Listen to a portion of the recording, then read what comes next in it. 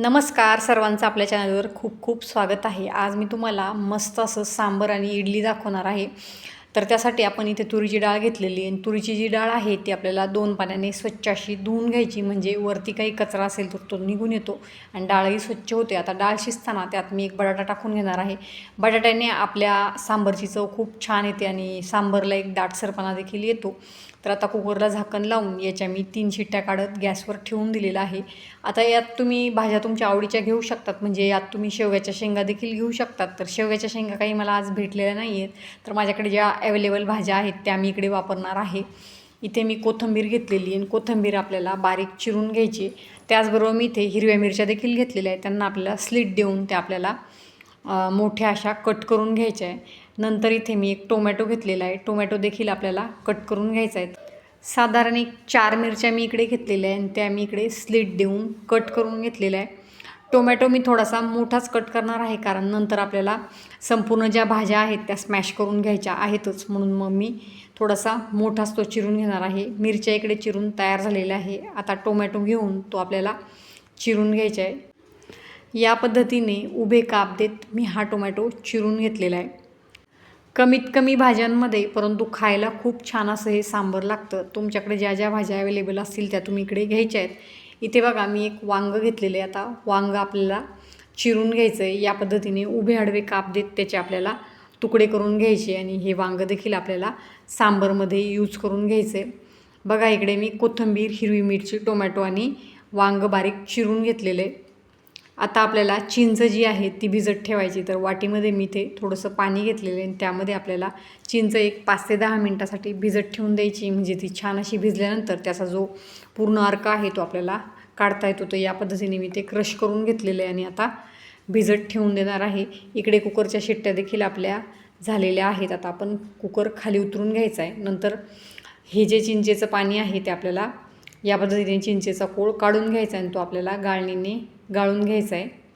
सांबरमध्ये चिंचेचा कोळ हे एक मेन इन्ग्रेडियंट आहे. ते टाकल्याशिवाय सांबराची चव येत नाही, म्हणून हे बिलकुल स्किप करायचं नाही. बघा इथे मी चिंचेचं पाणी काढून घेतलेले आणि ही जी डाळ आहे त्यातला हा जो बटाटा आहे तो आपण बाहेर काढून घ्यायचा आहे, कारण याची जी साल आहे ती आपल्याला काढून घ्यायची आणि डाळ आपल्याला चांगली घोटून घ्यायची आहे. आता या चमच्याच्या साहाय्याने मी डाळ घोटून घेत आहे आणि साल काढलेला आपला जो बटाटा आहे तो देखील आपल्याला यात टाकून घ्यायचा आहे आणि या पद्धतीने तो देखील क्रश करून घ्यायचा आहे. चांगलं बटाट्याला देखील आपल्याला स्मॅश करून घ्यायचं आहे. थोडंसं आपल्याला यात पाणी टाकायचं आहे, नंतर मग ते पुन्हा घोटून घ्यायचं आहे, म्हणजे छान असं ते मऊसूत बनून तयार होतं. तर बघा या पद्धतीने चमचा आपल्याला गोल फिरवत ते क्रश करून घ्यायचं आहे. इथे आता पॅनमध्ये मी थोडंसं तेल टाकलेले. तेल गरम झालं की त्यात आपल्याला जिरे, मोहरी, कढीपत्ता, थोडासा हिंग टाकून घ्यायचा आहे.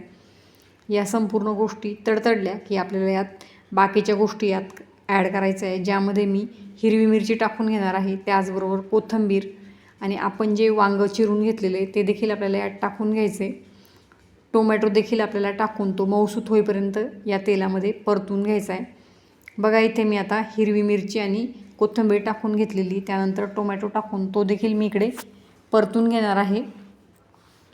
बनवायला खूप सोपं आहे आणि साहित्य देखील मोजकंच आहे, त्यामुळे कुणीही बनवू शकेल इतकं सोपं असं हे जे सांबर आहे ते आहे. तर तुम्ही नक्की रेसिपी ट्राय करायची. बघा आता वांगं देखील मी टाकून घेतलेले आणि संपूर्ण भाज्या आपल्याला व्यवस्थित तेलामध्ये मिक्स करून घ्यायचे आणि यामध्ये आपल्याला सांबर मसाला आणि लाल तिखट टाकून घ्यायचे, थोडीशी हळद पावडर टाकून ही मसाले आपल्याला व्यवस्थित मिक्स करून घ्यायचे. नंतर आपण जी डाळ वाटून घेतलेली आहे त्या डाळीचं ते पाणी यात टाकून घ्यायचं आहे.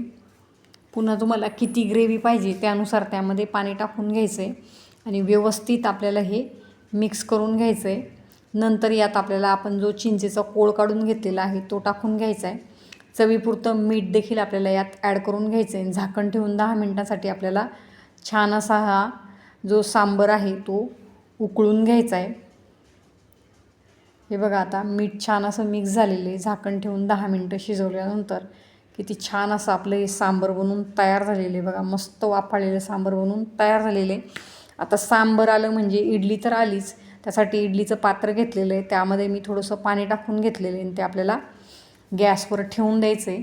इडलीचे जे पात्र आहेत त्यांना मी इकडे तेल लावून घेतलेले आणि इडलीचं जे बॅटर आहे ते मी फर्मेंट होण्यासाठी ठेवून दिलेलं होतं. तर ते बघा किती छान असं फर्मेंट झालेलं आहे. त्यात आपल्याला चवीपुरतं फक्त मीठ टाकून घ्यायचं आहे. नंतर हे जे बॅटर आहे ते आपल्याला हाताच्या साहाय्याने व्यवस्थित फेटून घ्यायचं आहे, म्हणजे त्यामध्ये आणखीनच एअर भरली जाते आणि मग त्यामुळे आपल्या ज्या इडल्या आहेत त्या खूप छान स्पॉन्जी अशा बनवून तयार होतात. इडल्या स्पॉन्जी होण्यासाठी हे जे बॅटर आहे ते छान असं फर्मेंट व्हायला हवं. फर्मेंट झालं की त्यामध्ये तुम्हाला सोडा इतर गोष्टी काही टाकण्याची गरज नसते. आता या इडलीच्या पात्रामध्ये आपल्याला हे बॅटर भरून घ्यायचं आहे.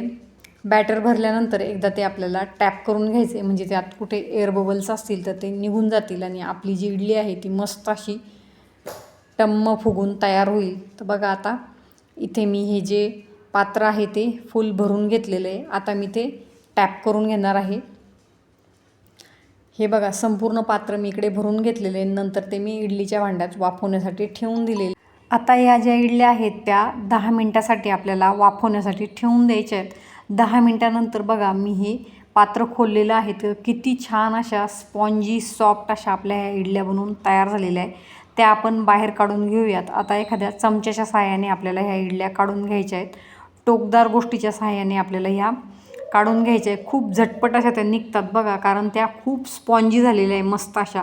इडलीचं जे बॅटर असतं ते व्यवस्थित फर्मेंट झालं की इडल्या खूप छान होतात. आता या संपूर्ण इडल्या मी इथे बाउलमध्ये काढून घेणार आहे. रेसिपी अतिशय सोपी आहे, तर तुम्ही ती नक्की ट्राय करा. आवडल्यास चॅनल देखील सबस्क्राईब करा.